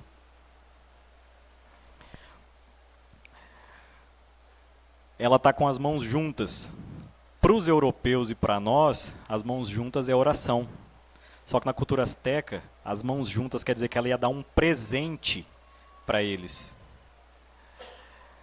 Ela era rainha, virgem, estava grávida de Deus e estava trazendo ele como presente para os índios, para os astecas. Tanto que, vocês lembram que eles faziam um sacrifício lá para o sol, né? Em volta de Nossa Senhora está o sol, ela é vestida de sol e principalmente no ventre é onde o sol está mais forte. E os índios já vendo aquilo ali já foram entendendo tudo. Ela está sobre a meia-lua. A meia-lua era um símbolo do México também. Quer dizer aquele... Deixa eu até coloquei mais para frente, que é acima do umbigo do México, uma coisa assim. Então Nossa Senhora já estava acima do povo mexicano. Ela era virgem, mãe de Deus, rainha, estava trazendo ele como presente. E ela tem alguns detalhes que a gente vai ver. Vocês estão vendo que, para nós, Nossa Senhora tem umas estrelas e coisa e tal, tá. Pode passar lá, Thiago. Ia ser preciso um conjunto de matemáticos, músicos, engenheiros, astrofísicos, médicos para fazer o manto de Nossa Senhora de Guadalupe. Aí, vocês lembram que lá na revolta 5 milhões estavam saindo da igreja? Quando acontece o milagre do manto de Nossa Senhora de Guadalupe, eles começam a levar o manto em todos os lugares do México. Cerca de 8 a 10 milhões de índios se convertem, se batizam. Protestantismo revoltando, saindo da igreja. Aí Deus manda Nossa Senhora e traz os índios para a igreja. Vocês lembram as profecias lá de trás, né? Ela é a aurora que precede o sol da justiça. Então, de 8 a 10 milhões de índios se converteram quando eles viram a imagem de Nossa Senhora de Guadalupe. E Nossa Senhora, ela parece mestiça, porque eles já consideravam os mestiços segunda categoria. Porque tinha os índios e tinha os espanhóis. Só que os espanhóis começaram a ter filho com os índios, começaram a nascer os mestiços. Eles já começaram a tratar como rebaixado. Aí Nossa Senhora aparece como mestiça, ou seja, um povo só. Tanto que São João Paulo II falava, só existe uma raça, a raça dos filhos de Deus. Acabou. Acabou. E aí Nossa Senhora aparece como mestiça, e uma mão dela é mais clara e outra mais escura, é a união dos povos. E aí já, bem para frente, em 1794, se eu não me engano, um homem limpando a lateral da imagem deixou cair ácido no rosto de Nossa Senhora. Diz que foi sem querer. Tem um nome depois, a gente vai ver. Em 30 dias a imagem voltou ao normal sozinha, não aconteceu nada. Em 1921, um revolucionário comunista anticlerical colocou uma bomba dentro de um buquê de flor nos pés de Nossa Senhora de Guadalupe, como se estivesse dando flores para ela. 1921, século XX agora. A bomba explodiu, quebrou os vidros a 150 metros de distância, entortou um crucifixo de bronze, arrebentou o mármore do chão. Não aconteceu nada com Nossa Senhora. O manto era para durar 20 anos, porque era de fibra de cacto. Já tem quase 500. As tintas eram para desbotar. Não desbotou até hoje. Aí em 1938, se eu não me engano, o Prêmio Nobel de Química pegou um pedaço do tecido para estudar. E aí ele chegou na descoberta que a tinta não pertence ao reino mineral, vegetal, animal, nenhum elemento da tabela periódica. Não existe. O Prêmio Nobel de Química não pertence ao reino mineral, vegetal ou animal. Não existe na natureza, na tabela periódica. O que não é natural é sobrenatural. Então essa tinta é de outro lugar, né? Isso aí está lá, exposto para todo mundo. E aí a NASA, ninguém mais, ninguém menos que a NASA, estudou em 1979 o manto de Nossa Senhora de Guadalupe. Raio-X e infravermelho para ver como que a tinta estava lá, o que foi feito, como é que se mantinha, coisa e tal. E eles chegaram à grande conclusão de que não sabem. Porque ela não tem pincelada, ela não foi preparada, ela não sabe como que ela é mantida. Inclusive, teve um outro estudo que fizeram na lateral do manto, se não me engano é 3 micromilésimos, microdécimos lá. A tinta não encosta no pano. É como se ela ficasse suspensa. Não, é uns negócios. E aí o absurdo. Os olhos de Nossa Senhora de Guadalupe. A inclinação da cabeça de Nossa Senhora de Guadalupe, isso os índios não sabiam na época, mas depois os engenheiros, astrofísicos foram descobrindo. Nossa Senhora tem uma inclinação de 23 graus e meio na cabeça, é a inclinação da Terra em relação ao Sol. Ela está olhando para os filhos. Ela está olhando para os filhos, com o sol, olhando para a terra. E aí, o olho de Nossa Senhora tem 7 milímetros. Um e o outro 8. E aí descobriram o quê? Que tem 13 pessoas dentro do olho de Nossa Senhora. É um negócio de microdécimos lá. Os que estavam na sala no momento que o Juan Diego soltou as flores para o bispo ver. 13 pessoas estavam na sala. Até o Juan Diego com o manto tem, abrindo como se ela estivesse vendo de outro lugar. O bispo, uma família, 2 anciãos, a empregada do bispo, que era uma mulher negra, 13 pessoas. Eles aumentaram 2.500 vezes o tamanho do olho. E ele tem os olhos como se fosse de uma pessoa viva. Distância, profundidade, não o reflexo, né, mas toda a convergência matemática de distância entre um olho e outro, pupila, retina, tudo. Os olhos foi outros médicos cientistas. A NASA ficou com raio-x e inexplicável. E o Prêmio Nobel de Química. E eles vão encontrando cada vez mais coisa absurda. É mais coisa absurda. Pode passar lá, Thiago.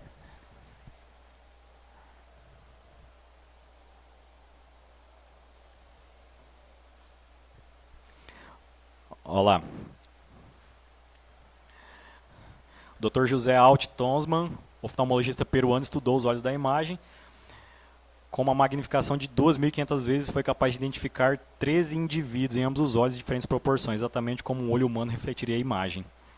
Tem uma coisa tão absurda que um outro engenheiro descobriu, que tem uma família ali dentro do olho, por aqui. Em um olho, quando o pai está afastado, a mãe e os filhos estão separados. No outro olho, quando o pai está junto, a mãe e os filhos estão próximos. A família. 1531. Quando eles fazem o jogo de um olho para o outro, a mudança de distância, quando o pai afasta, a família destrói. Quando o pai está junto, a família se une. Aí tem o olho esquerdo, o olho direito, né? Pode passar lá, Thiago.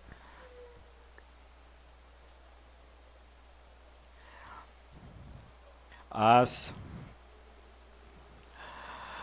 estrelas do manto de Nossa Senhora de Guadalupe, para nós é só um manto com estrela, né?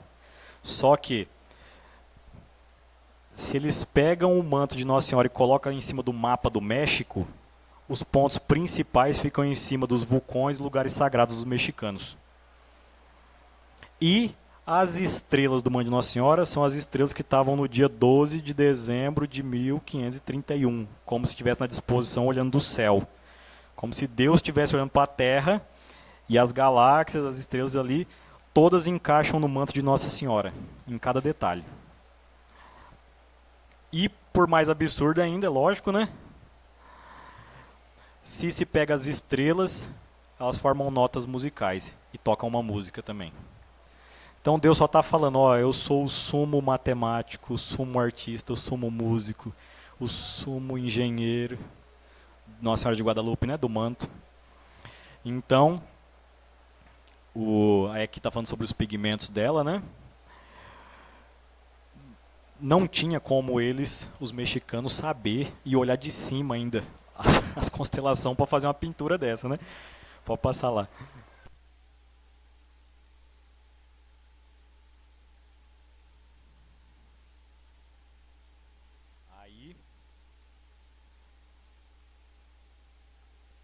Aí pega uma coisa interessantíssima.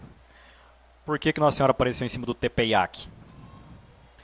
O Tepeyac era o templo onde tinha o templo da Coatlicue, que era a cobra de pedra, que era a mãe do sol, que eles faziam um sacrifício. Nossa Senhora chega lá falando, eu sou a mãe do Deus vivo e verdadeiro, não é a cobra de pedra, não é o sol que vocês estão fazendo, não é a Pachamama mexicana, a Gaia, sou eu. E ela aparece lá no Tepeyac e ela fala Lá, vocês lembram que ela apareceu lá pro tio do Juan Diego, doente, para curar ele. E ela fala para ele no dialeto asteca que o nome dela era Tecuatlatsupe. Tecuatlatsupe, que significava aquela que esmaga a serpente. Aquela que esmaga a serpente. Ela aparece no lugar onde tinha cobra de pedra, falando que ela é a Tecuatlatsupe, aquela que esmaga a serpente. Gênesis 3,15. Colocarei amizade entre ti e a mulher, entre a tua descendência dela. Ferirá a cabeça, tu esmagarás. Tu te ferirás o calcanhar, te esmagará a cabeça. E aí os espanhóis, quando ouviram Tecuatlatsupe, eles entenderam o quê? Guadalupe. O nome ficou Guadalupe porque tinha uma aparição de Guadalupe na Espanha. Eles achavam que era a mesma, mas não era. Nossa Senhora falou Tecuatlatsupe, que é aquela que esmaga a serpente, e eles entenderam Guadalupe. Só que o nome permaneceu, né? Traduzido, pode passar.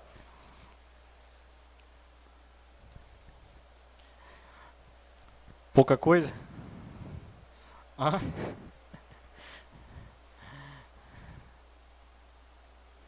Olha que isso aí, você vê as coisas de Deus, da providência, é um negócio absurdo, né? Em 1531, apareceu o cometa Halley lá para os astecas. Eles já se cagaram de medo. Que é esse negócio aí? Um cometa com um rabo passou por cima deles. Teve um eclipse solar. Eles sacrificavam para o sol, né? O sol se escondeu, quer dizer que vai acabar o mundo para nós. Então, passou o cometa, teve o eclipse, pode passar.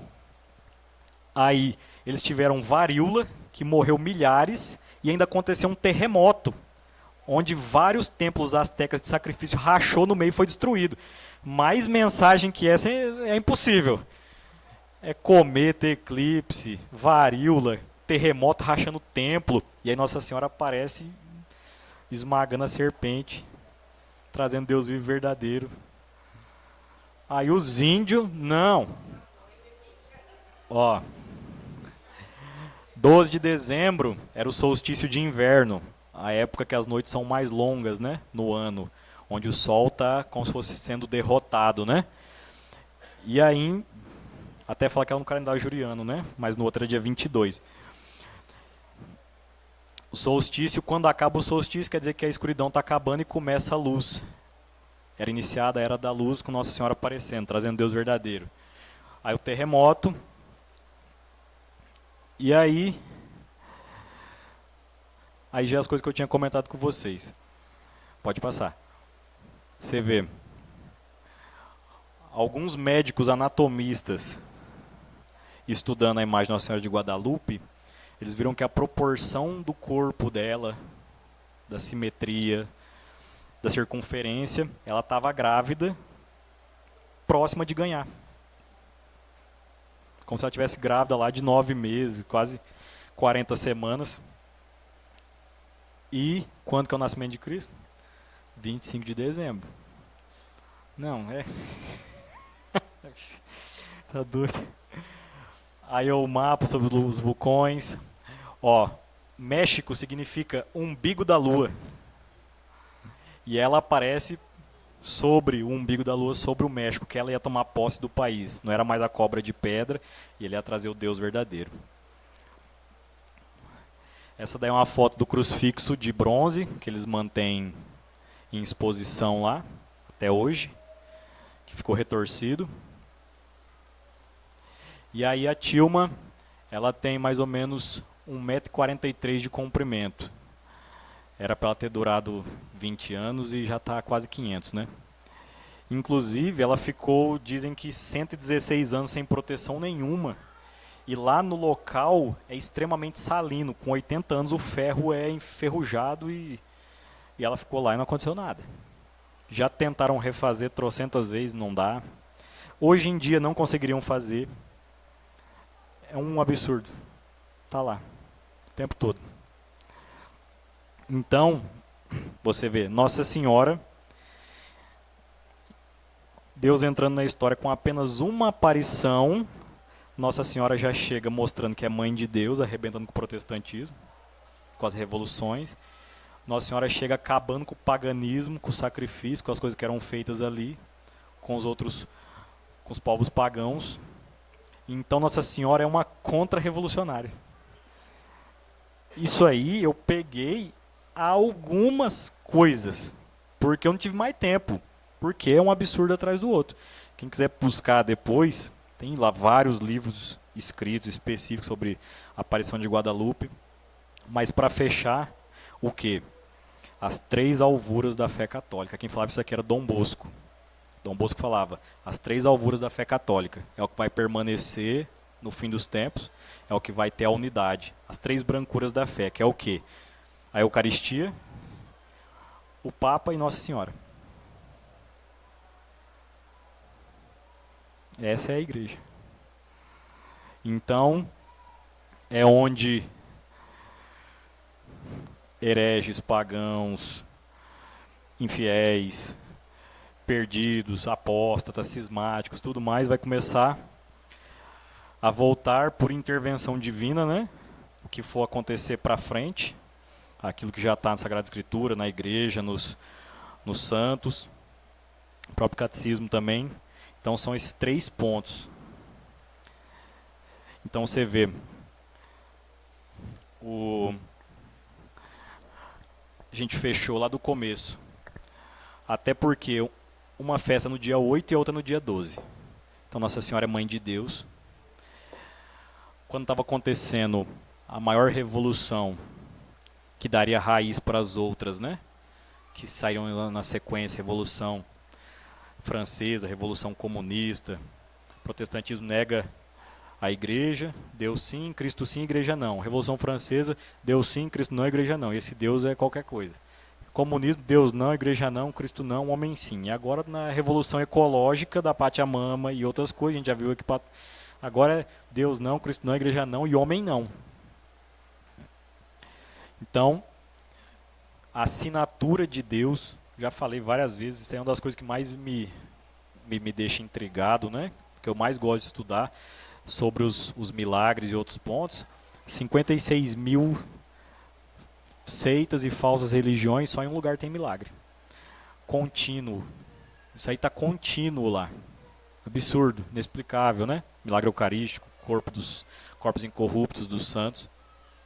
E aí o principal é o quê? Quando você começa a entender o contexto e os detalhes de cada coisa, o negócio vai se encaixando de um modo absurdo.